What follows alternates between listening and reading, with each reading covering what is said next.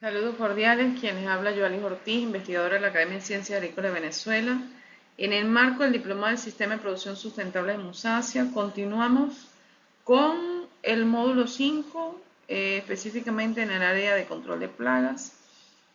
Voy a hablarles a continuación sobre el control, el reconocimiento, control e identificación de la cigatoca negra del plátano, la cual cuenta con un enemigo biológico eh, que es la Mycopharella fijensis morelep. Es causante de esta enfermedad denominada cigatoca negra, que es una enfermedad foliar altamente destructiva del género Musa, en virtud de que ella produce una rápida evolución y destruye el área fotosintéticamente activa, alterando considerablemente la fisiología de la planta. Cuando hablamos de la Mycopharella fijensis, pues ella genera una necrosis foliar, destruye rápida y severamente el tejido verde, y si no se controla, las plantas carecen de hojas funcionales antes de la cosecha. Por lo tanto, genera una pérdida en rendimiento. En ese llenado es deficiente, en este caso de los racimos, de los dedos, el número de dedos que se generan debido a la interrupción abrupta de la capacidad fotosintética de la planta. Pero adicionalmente, cuando esta enfermedad se presenta en el estadio ya productivo, genera una maduración temprana de los racimos por la acción tóxica que aceleran los procesos de maduración, ¿verdad? La acción tóxica que generan este microorganismo, en este caso Mycopharella fijensis morellet, que es un fitopatógeno. Ahora, ¿cuál es la etiología de las fases reproductivas del patógeno? Bueno, tiene una fase sexual y una fase sexual que es la telomorfo y una fase asexual que es la anamorfo, donde, bueno, allí podemos apreciar los nombres científicos con los cuales se reconocen la Mycopharella fijensis o la Paracercospora fijensis. Y es importante resaltar que en el caso de Mycopharella fijensis, que la fase sexual produce ascosporas dentro de los peritecios que están incrustados en las lesiones ya maduras de la enfermedad y ya en las hojas caídas. Y en el caso de la fase sexual, ella produce conidias a partir de una serie de conidióforos que son rectos, que son geniculados y que emergen individualmente en las lesiones jóvenes. Ahora, la diseminación, que es otro factor importante también. Cuando estamos hablando del caso de la fase telomorfa, la Mycopharella fijensis, ella tiene una diseminación bastante larga, bastante extensa, porque la distancia son bastante largas, las distancias que ella es capaz de recorrer. Las esporas son capaces de movilizarse por el viento, y en el caso de la fase sexual, la distancia es muy corta, la distancia de distribución, porque estas esporas son liberadas bajo alta humedad y se dispersan fundamentalmente por la lluvia, por el salpique, por el rocío. En el caso de la fase asexual, ella requiere de altas precipitaciones y temperaturas que son bastante elevadas, también pueden oscilar entre los 25 y 28 grados centígrados, pero en el caso de la fase asexual, que es para cercospora, ella requiere solamente la humedad superficial, donde ella se va a establecer. Con que haya humedad es suficiente para que ella se establezca. Ahora, la dinámica epidemiológica del ciclo de vida integrado, como les decía, tiene una fase sexual y una fase sexual. En los estadios 3 y 4 tenemos una fase sexual donde se incuban hasta por 29 días en el plátano antes de la primera formación conidial, que ocurre a los 34 días aproximadamente.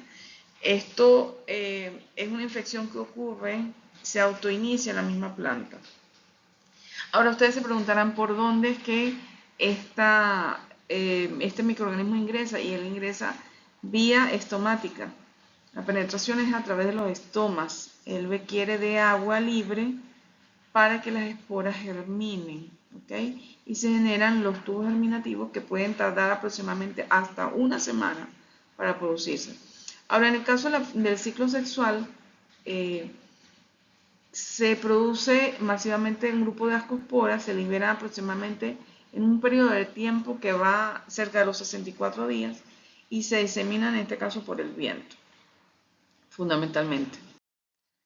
Ahora, aquí les presento una pequeña guía de referencia para los evaluadores. Una escala de severidad donde se aprecian las coloraciones, el porcentaje de afectación también en la hoja.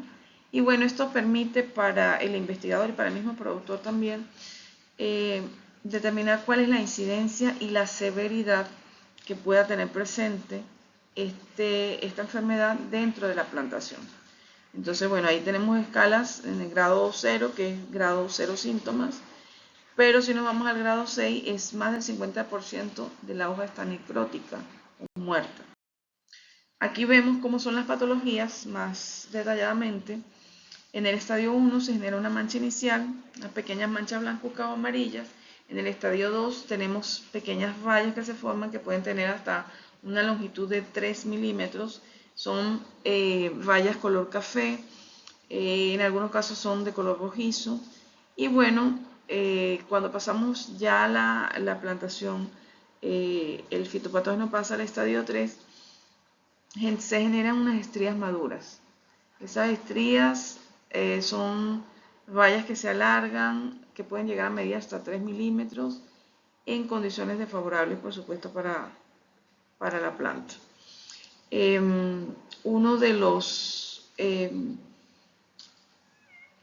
controles que se pueden tener, vamos a ver más adelante que hasta este periodo, el estadio 3, se puede controlar con acción biológica. ¿Okay? Sin embargo, cuando pasamos a la patología avanzada de necrosis y fase sexual, ya es mucho más difícil el control, porque ya comienzan a necrosarse los tejidos, se forman diferentes manchas que van desde color café y se ven tanto en el embés como en las de la hoja. ¿Okay? Entonces va pasando por diferentes fases y en la medida que va evolucionando se va colapsando y va esporulando el microorganismo como tal. Ahora, se presenta un paradigma de manejo integrado fitosanitario donde la base, que son los cimientos de ese control, está fundamentado en las prácticas culturales. ¿Cuáles serían esas prácticas culturales? Son muchísimas, pero puedo mencionarles la reducción mecánica de la fuente del inóculo, el manejo de la humedad, los drenajes y los deshierves que deben ser realizados consecutivamente. En periodo de lluvia el drenaje es necesario, es imprescindible. Y bueno, esto permite generar una manipulación del microclima.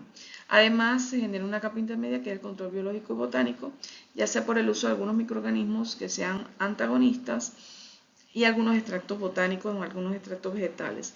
Y en la cúspide tenemos el monitoreo epidemiológico con los preavisos biológicos, los sistemas de información y detección temprana para determinar cuál es el índice de severidad que está presente en la plantación en función de la incidencia y en función de las escalas que ya les mostré previamente se establecen cuáles son esos índices. En el caso de la intervención cultural, pues la reducción radial del inóculo, se recomienda realizar cirugía foliar.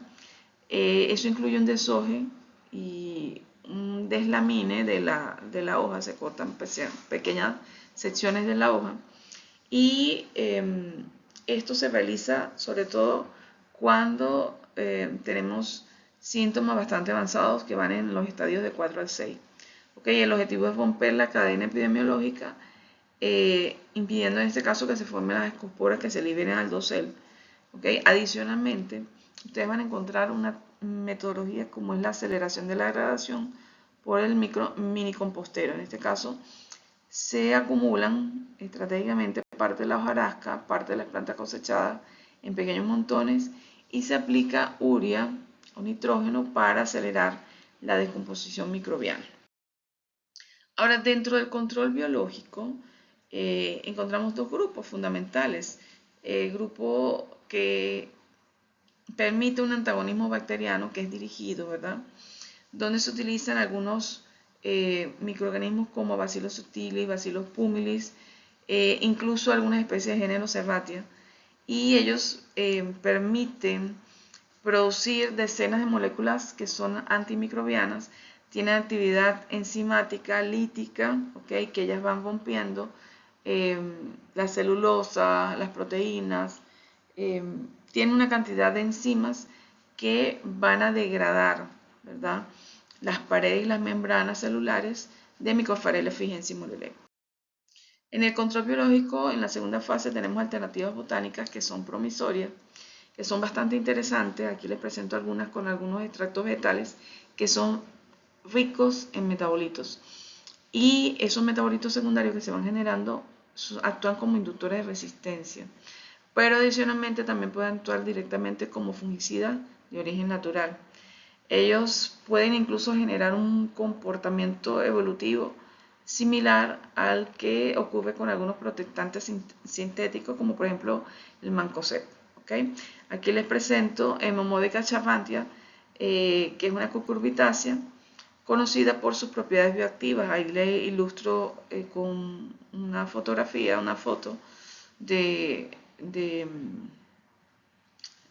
esta planta, ¿okay? Para que puedan reconocerla, puedan identificarla, y es muy común en los campos venezolanos. En el caso de Serum reticulata, que es una farbácea, actúa en este caso inhibiendo la esporulación. Y bueno, se han obtenido resultados bastante significativos que son probados en campo bajo diferentes condiciones agroecológicas que permiten detener el avance de la enfermedad. Ahora, ya finalizando, les presento entonces un algoritmo de decisión en campo basándonos en el control biológico, ¿ok? Entonces, en la fase epidemiológica, la inicial, ¿ok? Donde hay ausencia de síntomas, donde estamos en un estadio 1, que es muy incipiente, lo ideal sería la aplicación de microorganismos antagonistas como Bacillus, como Cefatia, y por supuesto esto debe ir acompañado de una nutrición adecuada, óptima, ¿verdad? Para la fase del desarrollo del cultivo en que se encuentre, pero además debe estar acompañado de un buen sistema de drenaje que debe estar funcionando, debe estar operativo al inicio del periodo de las lluvias. Cuando estamos hablando de una infección temprana, nos estamos refiriendo, por ejemplo, a los estadios 2 y 3, ¿verdad? Estamos hablando de estrías muy jóvenes. Podemos en este caso hablar de la rotación de extracto botánico y aplicar, por ejemplo, algunos fungicidas protectantes. Se puede hacer un despunte temprano también que ayuda a favorecer al disminuir la carga microbiana. Se disminuye la carga de inóculo. Y en el caso de que nosotros nos encontremos una infección bastante avanzada de este microorganismo fitopatógeno, estamos hablando de los estadios 4 al 6, sobre todo en el estadio 6, en el tercer o cuarto dosel foliar, donde ocurre la esporulación sexual, se debe realizar obligatoriamente una cirugía fitosanitaria. Se debe hacer el desoje, se debe hacer el deslaminado, y por supuesto, una de las recomendaciones que les doy es aplicar los mini composteos, que se aplican en suelo con urea, que facilita la degradación por acción microbiana en este caso. Y bueno, en última instancia, la aplicación de fungicidas sistémicos bajo estricto monitoreo de resistencia. Entonces, bueno, ya con esto finalizamos y estoy atenta a sus recomendaciones, a sus sugerencias, y estoy muy atenta a todas las preguntas que ustedes también tengan. Fundamentalmente eso. Gracias.